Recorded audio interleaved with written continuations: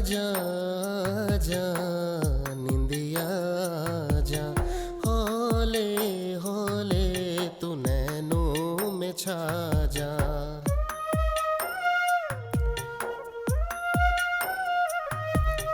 आजा जा निंदिया जा, हौले हौले तू नैनों में छा जा। पलकों की डोली में ममता बिछा के, पलकों की डोली में ममता बिछा के, बिटिया को सपनों की नगरी ले जा। आजा जा निंदिया जा, हौले हौले तू नैनों में छा जा।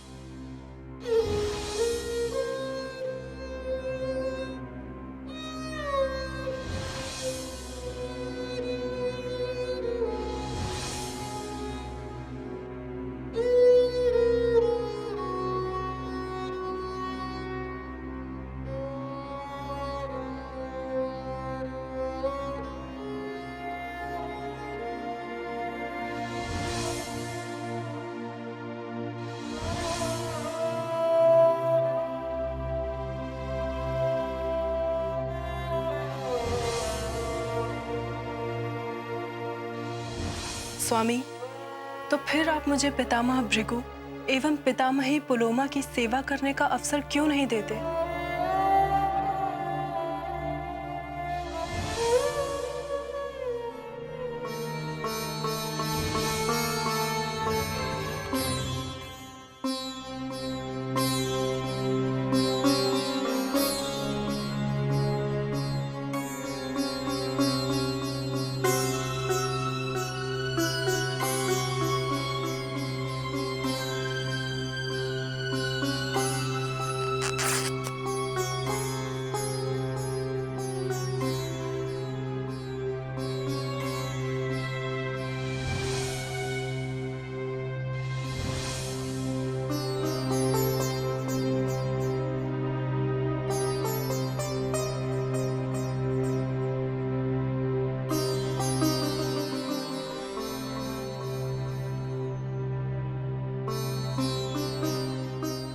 जयंती, ये तुमने क्या किया?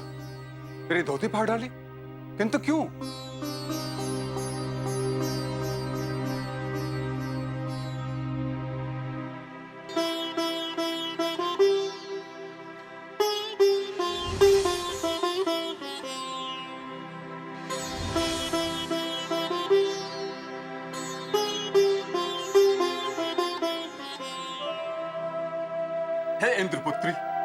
मेरी प्रियतमा, मेरे मन में आने वाला विचार क्या सत्य है? क्या ये सत्य है कि मैं पिता और तुम माता श्री के अलंकार से अलंकृत होने वाले हैं? यदि ये सत्य है तो तुमने मेरे जीवन की अतिशय महत्वपूर्ण आकांक्षा को परिपूर्ण कर दिया। भृगुकुल तुम्हारे दिए इस उपहार को सहर्ष स्वीकार करता है। स्वामी, मुझे बताइए, आपको पुत्र चाहिए या पुत्री? मुझे तो देव कन्या जैसी मोहपुत्री चाहिए, बिल्कुल तुम्हारे जैसी। परंतु स्वामी, मुझे तो ऋषि कुमार चाहिए, बिल्कुल आपके जैसा। नहीं, मुझे तो देव कन्या जैसी ही पुत्री चाहिए। किंतु मुझे ऋषि कुमार चाहिए, बिल्कुल आपके जैसा। नहीं, देव कन्या। ऋषि कुमार। देव कन्या। ऋषि कुमार। देव कन्या। स्वामी, अगर आपने मुझे एक और बार देव कन्या कहा तो मैं रुष्ट हो जाऊंगी। कन्या तो आप देव की ही हैं, भार्य अवश्य ऋषि की हैं। स्वामी। और हाँ, पुत्र हो या पुत्री, ये तो विधाता की इच्छा के अनुकूल होता है। इसलिए पुत्र या पुत्री हमें मान्य होना चाहिए।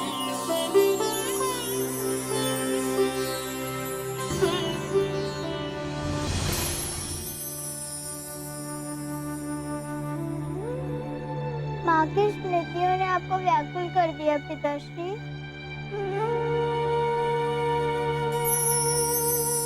मुझे तुम्हारी माँ की स्मृतियों ने नहीं सोने दिया, परंतु तुम क्यों जाग रही हो? पिताश्री, आपकी व्याकुलता ने मुझे विवल कर दिया। मेरे जीवन में जयंती की कमी सदा शूल बनकर चुपती रही और चुपती रहेगी।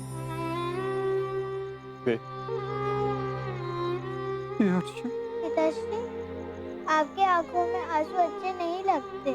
मैं ऐसा क्या करूं कि आपको माताश्री की याद ना आए? क्योंकि उनकी याद आपकी आंखों को मात्र भिगोती है।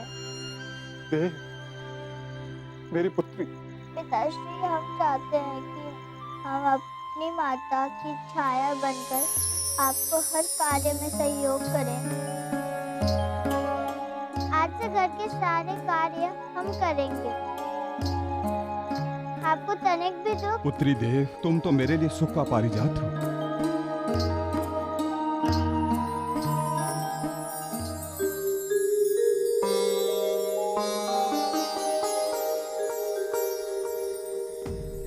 मेरी आशाओं के आकाश का सूर्य तुम ही तो हो देव। फिर भला तुमसे दुख, इसकी तो मैं कल्पना भी नहीं कर सकता पुत्री।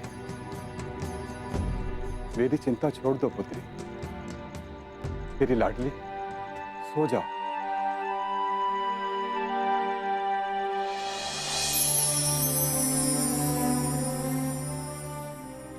ये प्रेम में क्यों होता है?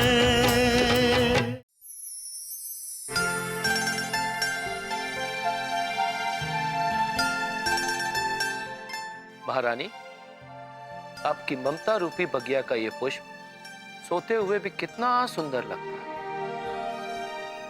समझ गई महाराज। आप ही कहने का तात्पर्य है कि हमारी पुत्री समिष्ठा सुंदरता की प्रतिमूर्ति है। महारानी, मैं ईश्वर से यही प्रार्थना करता हूँ कि मेरी बेटी के सौंदर्य और सौभाग्य को कुदृष्टि से बचाए। हाँ महाराज, माता पिता निर्धन हो या धनवान, राजा हो या प्रजा, परंतु सभी के जीवन का मुख्य उद्देश्य एकमात्र संतान का सुख ही होता है। प्रत्येक माता पिता की प्राय यही कामना होती है कि संसार का समस्त सुख, समस्त वैभव और समस्त ऐश्वर्य ईश्वर उसी की संतान की झोली में डाल दे। संभवतः आपका कथन सत्य है महारानी, किंतु पुत्री शर्मिष्ठा मेरे लिए कोई साधारण संतान नहीं है, अपितु मेरे लिए एक सुखद आश्चर्य है। इसने मेरी पुत्री के रूप में जन्म लेकर मुझे कृतार्थ किया है। मैं कुछ समझी नहीं महाराज। महारानी, मेरी पुत्री शर्मिष्ठा ने न केवल मुझे पिता बनने का गौरव प्रदान किया है, बल्कि राजा के रूप में मुझे प्रसिद्धि भी शर्मिष्ठा के जन्म के पश्चात ही मिली है। नहीं महाराज, एक पिता का अपने पुत्री के प्रति वात्सल्य भाव है। शर्मिष्ठा के जन्म से पूर्व भी आपकी प्रसिद्धि थी और मेरी लाडली ने मेरी ममता को संतोष का सुखद आभास कराया है। महारानी, यदि सत्य कहूं तो मुझ में वैराग्य जागने लगा है। वैराग्य? हाँ महारानी, जी करता है कि राजकुमारी शर्मिष्ठा के बड़े होते ही राजपाट का समस्त दायित्व इन्हें सौंपकर मैं स्वयं संन्यास ले लूं और तपस्या का मार्ग अपनाकर विश्व कल्याण करूं। महाराज, आपकी भावना सराहनीय और सम्माननीय है। परंतु क्या महारानी? मैं अपनी लाडली के कोमल कंधों पर राजनीति और राजपाट का कठोर भार नहीं देख सकती महाराज। महारानी, आप ममता के अधीन होकर बोल रही हैं। क्षमा स्वामी, आप ये राजपाट की बातें अपने मंत्रियों से ही कीजिए। ठीक है, रात्रि भी अधिक हो गई, अब हमें विश्राम करना चाहिए। जी।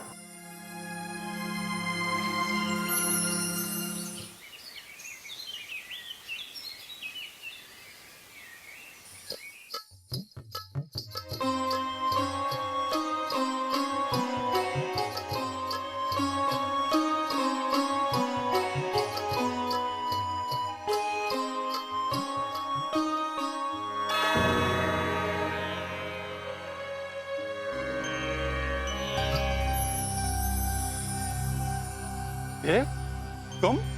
आप हमें छोड़कर कहाँ जा रहे हैं? मैं मालिनी नदी पर स्नान करने जा रहा था पुत्री। तो हम भी आपके साथ चलेंगे। हाँ पिताश्री, हम आपके कपड़े भी धो देंगे और नदी पे स्नान भी कर लेंगे। परंतु इतनी भोर में? अभी तो सूर्य देव भी पूर्ण रूप से प्रकट नहीं हुए हैं। अभी तो विश्राम करो, सो जाओ, अन्यथा निद्रा देवी रुष्ट हो जाएंगी। हमने निद्रा देवी को प्रणाम करके वापस निद्रा लोक भेज दिया है। परंतु मेरी देव, शरीर के लिए विश्राम आवश्यक है। हम कुछ नहीं सुनेंगे, बस आपके साथ चलेंगे।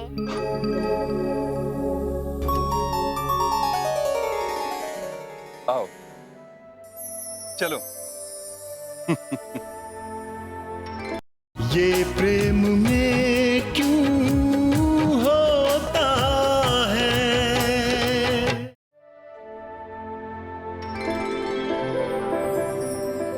मेघ अष्टक, आ जाओ, यहाँ अधिक पानी है। संकृति निकल चल, गुरुदेव आते ही होंगे। तैरना स्वास्थ्य के लिए लाभदायक होता है। तू श्वास सुधार, वो देख गुरुदेव आ गए।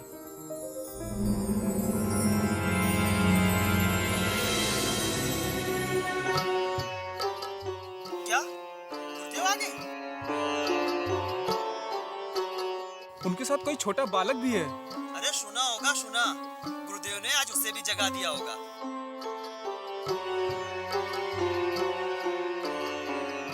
सुना नहीं है संकृति, हमारी गुरु बहना देवयानी है। क्या देव आई है?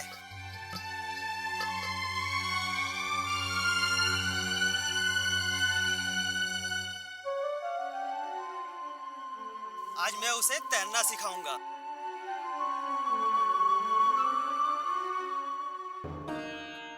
प्रणाम गुरुदेव। आयुष्मान भव।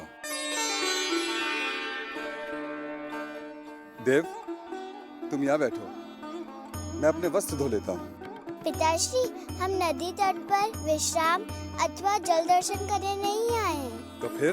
हम आपके कार्य में हाथ बटाने आए हैं। हम भी वस्त्र धोएंगे। नहीं देव। गुरुदेव, आप हमें पाप का भागीदार बना रहे हैं। गुरु की सेवा शिष्यों का धर्म होता है। गुरुदेव, आप अपने वस्त्र नहीं धोएंगे। हमें अपनी सेवा का अवसर देकर पूर्ण लाभ अर्जित करने दीजिए। अग्रज संकृति मेघ और अष्टक बड़े सभ्य और योग्य है पिताश्री।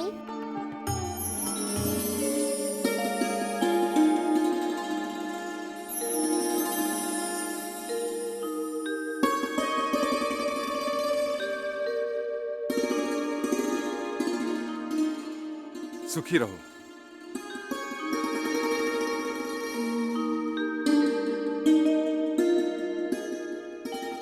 चलो मैं तुम्हें स्नान करा देता हूँ। गुरुदेव, देव को मैं तैरना सिखाऊंगा। सांकृति, तुम बहुत देर तैर चुके हो। स्नान करना स्वास्थ्य के लिए लाभप्रद होता है, किंतु उसके बाद का कर्म तो कर लो। गुरुदेव, अभी तो मैंने मात्र एक डुबकी लगाई है। झूठ है गुरुदेव, एक घड़ी से ही में तैर रहा है। और नदी के उस तट पर जाने की भी सोच रहा था। कोई बात नहीं, कल कोई मुझे बता रहा था मालिनी नदी में 8-9 घड़ियाल दिखे थे। घड़ियाल? गुरुदेव, देव को आप नहला दो, मैं स्नान के बाद के कर्म कर लेता हूँ। नहीं सांकृति, मैं तो सोच रहा था कि तुम ही देव को तैरना सिखा दो। तनिक सोचो, यदि मालिनी नदी में घड़ियाल होते तो पिताश्री मुझे यहाँ लेकर आते। अरे हाँ गुरुदेव, मैं देव को तैरना सिखाऊंगा। नहीं नहीं, मैं सिखाता हूँ। गुरुदेव मैं सिखाऊंगा। नहीं गुरुदेव, मैं सिखाऊंगा। नहीं, मैं सिखाऊंगा। मैं सिखाऊंगा।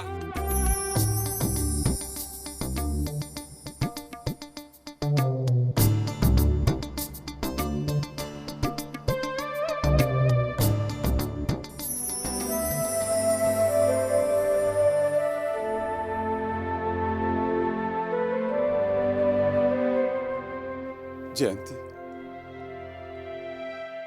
तुम्हारी देव को हर कोई प्रेम करता है। कदाचित तुम यहां होती तो कितनी प्रसन्न होती।